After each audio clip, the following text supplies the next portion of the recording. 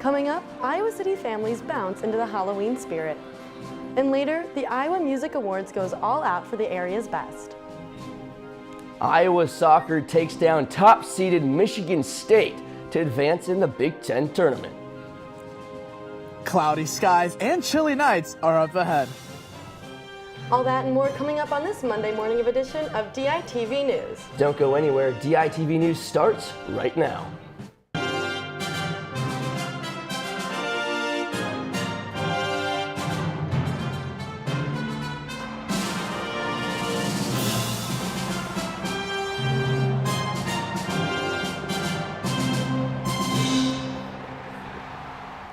Good morning and thank you for tuning in live to DITV and KRUI 89.7 FM. I'm AJ Reister. And I'm Hannah Lipsky.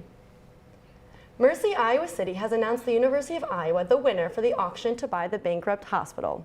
Disagreements began with the original winner, Preston Hollow's $29 million bid did not cover the hospital's debt. The university's now winning bid was for $28 million. The UI also promises to cover Mercy's debt and an additional investment of $25 million to improve various facilities and equipment. The university's bid will fund Mercy's operating losses until the party reaches a closing. A hearing to approve the sale is set for around November 6th. Johnson County residents will be able to vote early ahead of the upcoming November 7th election. This weekend, the Iowa City Public Library will be a satellite early voting spot for the Johnson County election. The library will have polls open Saturday from 10 a.m. to 6 p.m. and on Sunday from noon to 5 p.m. Ballots will be available for all residents. Voters will need to provide a form of ID, proof of residency. Hannah, it was really cold this morning when I woke up. The heater in my house isn't working anymore. I don't know what is going on in Iowa City. Yeah, I'm not a big fan of the cold. And DITV's David Concelos is live outside with this week's forecast. David, how are you doing out there? Thanks, guys. Good. It's getting to that point where it's not so fun to do weather anymore, and I can see my breath in front of me as I talk. Could it be any more cold? I'm currently live outside the journalism building where it is a nice and toasty 26 degrees. Today will be a high of 39 degrees and cloudy. Tonight will drop down to a nice and warm 27 degrees, and tomorrow will be a high of 39 with very chill winds because, hey, why not? Looking at the week ahead, Wednesday will warm up just slightly as it'll be a high of 44 degrees. The rest of the week will heat up more as Friday and Saturday will be in the high 50s. But lucky for us, the sun will stay hidden all week because who actually wants it to be nice and warm? I'm going to keep enjoying this nice freezing weather, so I'll send it back to you guys in your nice and heated studio. Thanks, David. The Robert A. Lee Community Center held a Halloween carnival for all Iowa City families to attend on Friday.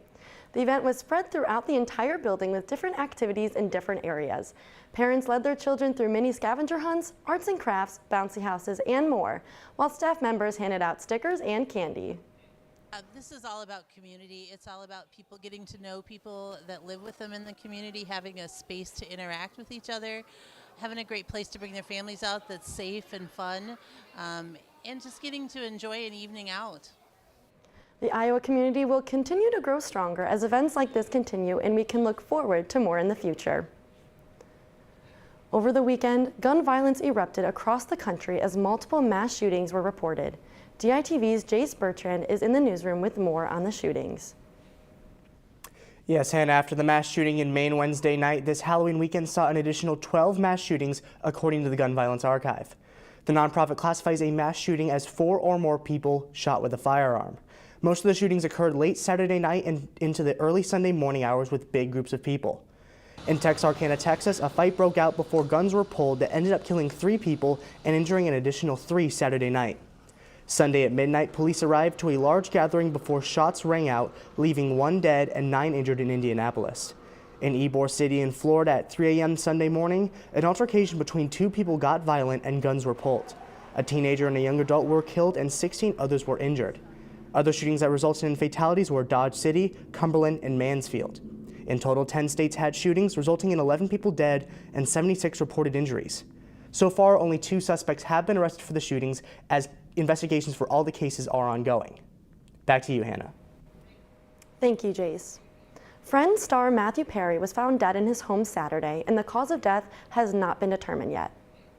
In season 10, episode 11 of Friends, the University of Iowa makes an appearance. Calvin Hall is shown as Perry's character Chandler Bing, along with Ross Geller, played by David Schwimmer, are reminiscing about their college days.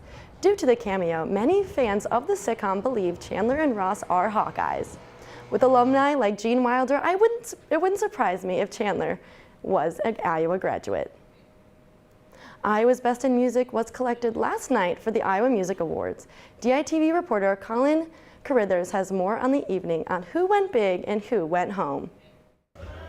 Guys, I'm at Riverside Casino today where the second annual Iowa Music Awards is taking place. Numerous artists from the state have been nominated for awards in their respective categories, and they gathered today to celebrate their accomplishments. Artists who once were all alone in their journey now have the platform to become the stars of tomorrow's world. There's a lot of groups and like bands and even artists that I've never even heard of before even coming here today. And I listened to some of their music before I came, and I'm absolutely shook with like how many like great artists that I've never heard of that are out here, man. Last night featured absolutely everything a top-tier award show would, including a plethora of performances. It also featured multiple presenters from last year's awards.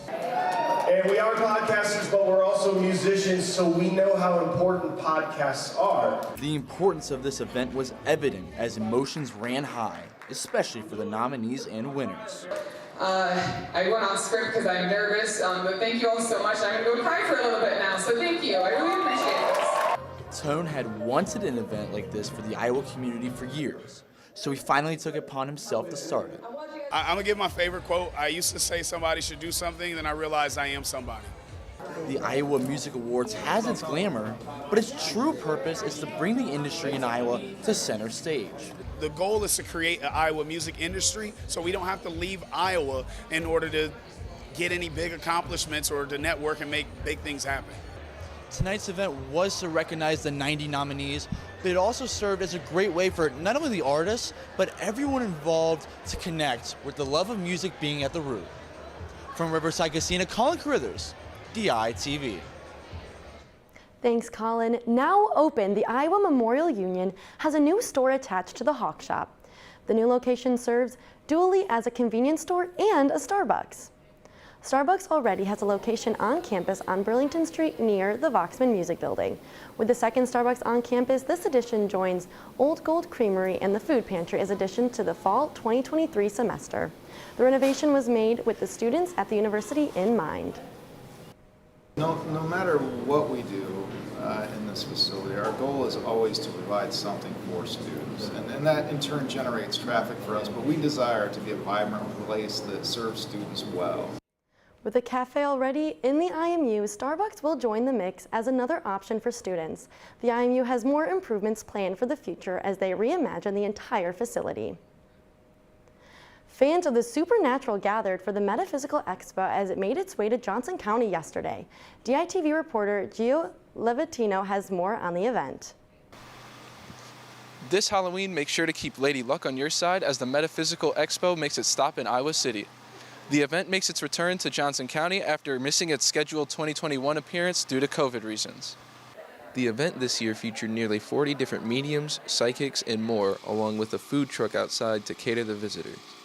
Despite COVID's impact on the event, the attendance stayed high and there was enthusiasm for its return. One of the event's hosts, a card reader with 45 years of experience, believes that spiritual practices appeal to younger generations more than religion.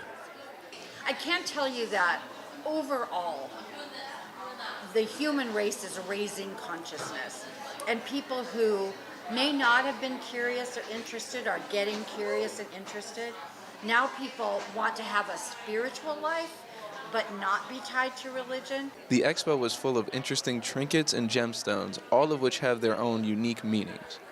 There were also other kinds of spiritual healing, with even some chiropractors also taking part in the expo as well. One of the booths featured a spiritual healer who helped explain the potential benefits of the practice. It just opened the doors to knowing who I truly am and loving myself and understanding that and knowing that there's so much more to the world and it's a fun place to be. The event takes place every 2 years and has seemed to recover nicely from COVID. From the Johnson County Fairgrounds, I'm Gio Levitino, DITV. Thanks, Gio. Now, it was kind of a crazy weekend in my opinion, AJ, at downtown Iowa City, but it sounds like there was something exciting going on in the soccer pitch too. Yeah, as much fun as we had here in Iowa City this weekend, the soccer team had even more fun up in Michigan to open up the Big Ten tournament. So let's take it to East Lansing, where the Hawkeyes trailed by 1 in the second half. And it's friend of the show, Samantha Carey, bending it like Beckham with a crazy cross, and Kelly McGroarty with the header to tie things up. Big time goal early in the second. Then not even 5 minutes later, Carey back on for the cross. Things getting a bit messy in the box, but Sophia Bush finds the back of the net. Hawks take the 2-1 lead and never look back. Iowa knocks off the top-ranked Big Ten team on the road and advance to the Big Ten tourney semifinals, where they'll take on the number 4 seeded Penn State Nittany Lions on Thursday. Hawks won it back in 2019, looking to run it back this year. Now keeping it on the pitch, the 8th ranked Iowa field hockey team took on the 3rd ranked Rutgers Scarlet Knights on Friday night for senior day, and they had their way. There's Esme Gibson getting recognized. The scoring opened in the second on a penalty shot from Dionne Van Alsum to put Iowa up by 1. Not the last time we'll hear her name in this one. Then in the third, Iowa up by 1. Alex Wesneski tips it past goalie Sophia Howard to go up by 2. Hawkeye fans excited for that one. Then in the fourth, Iowa up by 4, but Annika Herbine to Van Alsum for Van Alsum's 27th goal of the season, a nation-leading goal at that. And then later on in the fourth, Hawks up by 5. Why not add on one more? Van Alsum adds an assist as JC Whittle knocks home the rebound for her first goal of the season. Iowa gets the 7-2 win. Here's what head coach Lisa Salucci had to say afterwards and her thoughts on playing Maryland to open the Big Ten tournament. I mean, it's huge momentum going into the Big Ten tournament. It really helps with our seed, and just knowing that, another top 5 win, that is, huge for the NCAA tournament. So I'll tell you what, we want to play Maryland because we just really played poorly the first time around, and I think, on a neutral field, I think we're going to have a great opportunity. So, we have to be able to manage their transition, play really good individual defense, and we have to attack. Certainly a lot of excitement around those two teams, but another team that is starting to gear up for their new season is the men's wrestling team. Not only is it a new season, but they have some new faces, and 2 of them were teammates last year at North Dakota State. Michael Caliendo and Jared Franek are 2 guys who could find their way into the starting lineup right away. Certainly the new portal rules, we had to, utilize them. We jumped in that arena, and they're not just new additions. 2 of them are All-Americans, and 1 was in the round of 12. And these are really good wrestlers that we know because we looked at them when they were in high school. We looked at these guys. We know where they come from. We know, where their, strengths were as high school wrestlers. They were on our watch list. We recruited them. So we're excited to have them all. Now running from the wrestling mat to up north in Madison, Wisconsin, the Iowa cross-country team competed in the Big Ten Championship on Friday. The men's 8,000-meter race kicked off the day with the Hawkeyes earning 258 points and placing 10th overall. Junior Max Murphy led the charge for the Hawks, finishing 34th overall. And on the women's side, Iowa finished 14th overall with 355 points. For the 6,000-meter race, senior Abby Ryan led Iowa for the first time, finishing 68th overall. The Hawkeyes will rest their legs and then prepare for the NCAA Midwest Regional Meet on November 10th, where they head to Stillwater, Oklahoma. And the volleyball team had a homestand this week. The Hawks took on Rutgers and Maryland for Halloween weekend. On Friday, they were able to give a scare to the Scarlet Knights. Iowa won the second and third sets, but couldn't hang on, falling in 5. Then the Hawkeyes tried to carry some momentum into Saturday, but just couldn't get it done against the Terrapins, losing all 3 sets, moving to 0-12 in the conference. Thank you for tuning in to DITV News and listening to KRUI 89.7. Have a marvelous Monday.